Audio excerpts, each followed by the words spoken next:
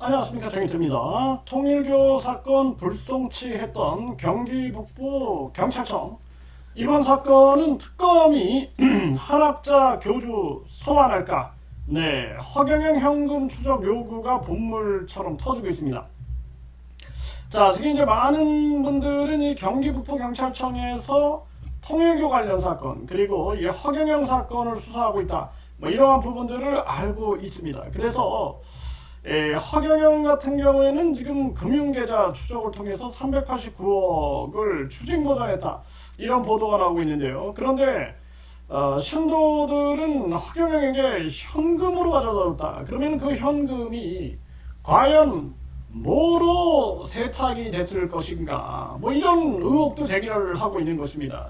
그래서 현금에 대한 추적이 굉장히 시급하다. 이 허경영뿐만 아니라 이 허경영 시설에서 재정을 담당했던 자들, 그리고 저 지역 영성센터장들, 이게 완전히 그냥 한마디로 서로 그냥 영업 조직이었다, 이런 주장들이 나오고 있어요. 그렇기 때문에 이 허경영 현금 추적에 대한 요구가 보물처럼 터지고 있는 그러한 상황이고, 그리고 통일교 사건 불송치를 했던 이 경기 북부경찰청에 대한 지금 아주 그 성토가 이어지고 있는 그러한 상황입니다. 그래서 오죽하면은 이제 이 허경영을 중강제추행으로 고소했던 한 여성분은 경기 북부 경찰청에 대해서 강력한 조치, 그러니까 청장부터 부장 등등 해서 한 6명을 단체로 고소하는 그러한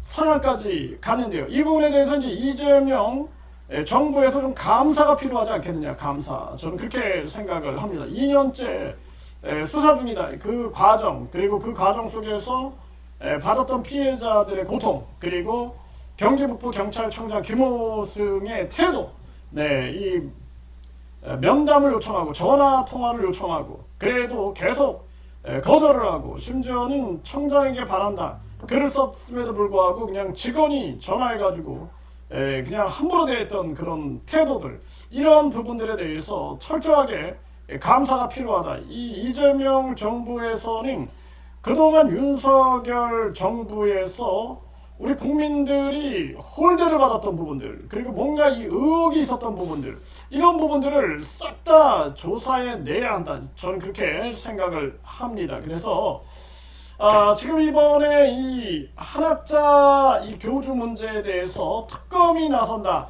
이런 얘기가 나오고 있어요. 그래서 결국에는 이제 특검이 나서게 되는 상황, 이 통일교 한학자 총재 소환, 김건희 특검으로 넘어갈 듯하다, 이런 보도가 나오고 있어요. 그래서 김건희 청탁 의혹, 이거 굉장히 심각한 문제죠. 그래서 통일교 한학자 이 교주에 대해서 김건희 특검으로 넘어갈 것으로 이제 전망이 된다 그러는데, 이 통일교에 대해서 아주 철저하게 조사를 해야 한다. 그래서 지금 샤넬 가방, 그리고 6천만 원대 명품 다이아몬드 목걸이, 이 의혹을 지금 받고 있는 거죠. 그러면서 캄보디아 메콩강 부지 개발, 공적 개발 원조 사업, 그리고 국제연합 유엔의 제5사무국에 대한 한국 유치, YTN 인수, 교육부 장관 통일교 행사 참석, 대통령 취임식 초청 등 이런 것들에 대한 의혹을 받고 있는 것입니다. 이 의혹을. 그래서 이런 부분들에 대한 철저한 수사가 있어져야 된다. 그리고 이 통일교의 영감상법, 이거 수사하지 않으면 안 된다.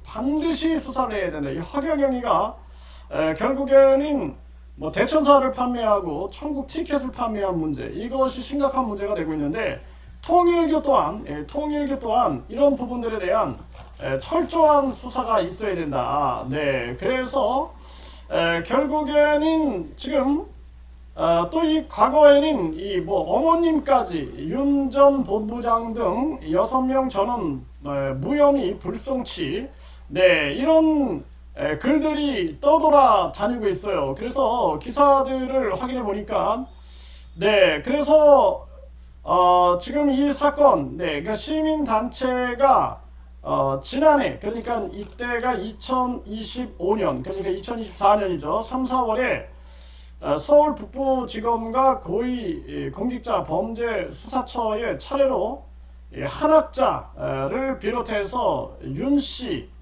정씨, 그리고 이 박 변호사 등을 고발을 했다라는 거예요. 근데 이 박 변호사가 가정연합 측에서 받은 수십억 원의 상당의 로비 자금과 이에 관련된 현금 영수증, 그리고 한 총재의 진술서, 그리고 박 변호사가 윤 씨 등에게 동부지검 사람들을 접대했다고 보낸 메시지 내역 등을 근거로 의혹의 실체를 밝혀달라는 취지였다는 거예요.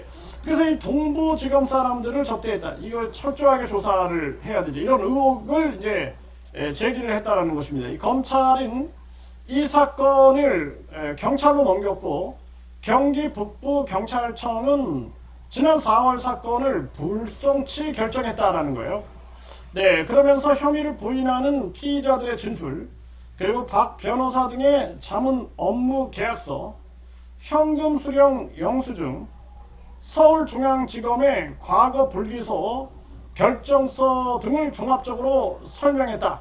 네, 그래서 이제 경기 북부경찰청에서 불송치 결정을 내렸다. 그래서 또 정의연대는 통일교 간부들을 지난 3월에 서울 북부지검에 고발했는데 첫 번째 고발장은 서울 북부지검에 접수한 뒤 서울 노원경찰서, 경기 가평경찰서를 거쳐서 경기 북부경찰청에서 맡았다라는 거예요. 이게 자꾸 이렇게 돌아다니는 거죠. 네, 그래서 지난달 증거 불충분으로 불송치됐다. 네, 지난 고발 대상엔 통일교 관계자만 포함되어 있었다면 이번엔 로비 대상인 수사기관 관계자들을 함께 고발했다. 이렇게 얘기를 하고 있습니다.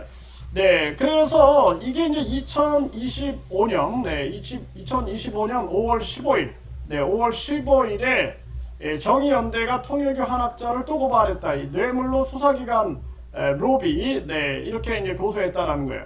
네, 그래서 이제 이 끝까지 가자 이런 입장이겠죠. 네, 그래서 경기 북부경찰청에서 증거 불충분으로 불송치했는데 또다시 고소를 했다라는 거예요. 네, 그리고 이런 부분들이 계속 의혹으로 나오고 있는 그러한 상황인데 이번에 특검이 조사를 하면서 사실상 왜 이렇게 이 지금 경기 북부경찰청이 허경영을 수사하는 그러한 과정, 여기서 왜 이렇게 많은 사람들이 삼투를 했는가, 그리고 그 산하경찰서인 고양경찰서, 양주경찰서, 뭐 이런 의혹들이 굉장히 많은데 여기에 대해서 좀 감사가 필요하지 않겠냐. 이재명 정부에게 이 허경영 사건 얼마나 힘들게 구속까지 왔는가, 그리고 이 수사 과정에서 반드시 양주경찰서, 고양경찰서, 그리고 경기 북부경찰청에 대한